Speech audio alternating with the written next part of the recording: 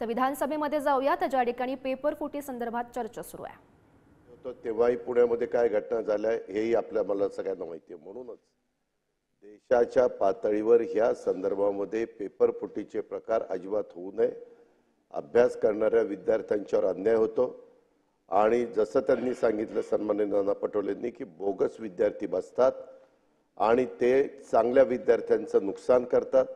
त्याकरता तिथं मोठी रक्कम जो कोणी त्याच्यात दोषी असेल त्याला शासन करण्याच्या बद्दलचा त्याला शिक्षा करण्याच्या बद्दलचा निर्णय झाला आहे।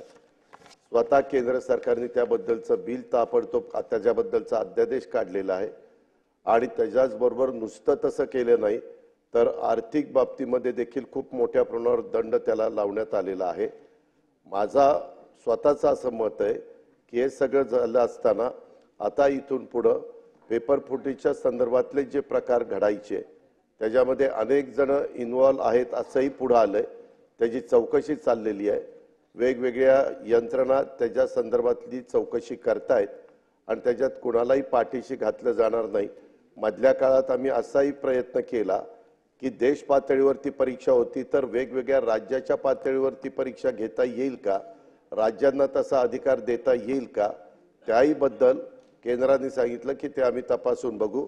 पहिल्यांदा आता ज्या पद्धतीचा कायदा केलाय त्या कायद्याचा कितपत परिणाम आपल्याला सगळ्यांना पाहायला मिळतोय हे बघितलं जाणार आहे। तरी देखील विरोधी पक्ष नेत्यांनी आणि सन्माननीय नाना पटोले साहेबांनी जो इथं मुद्दा उपस्थित केलेला आहे त्याच्याबद्दल आपण ज्या काही सूचना निर्देश सरकारला दिलेले त्याबद्दलची कारवाई सरकारकडून केली जाईल।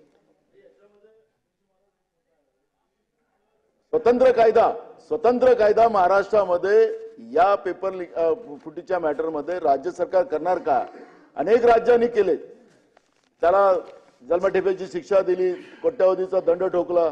महाराष्ट्रामधले ज्या पेपर महाराष्ट्रामध्ये सुद्धा महाराष्ट्राच्या परीक्षेत तुम्ही तर आपण राज्य सरकार या विषयाला जर का आपल्याला न्याय मिळवून द्यायचा असेल तर माझी आपल्याला विनंती आहे की आपण योग्य आयुधातून चर्चा घडवून आणा। या विषयावरती आपण चर्चा घेऊया।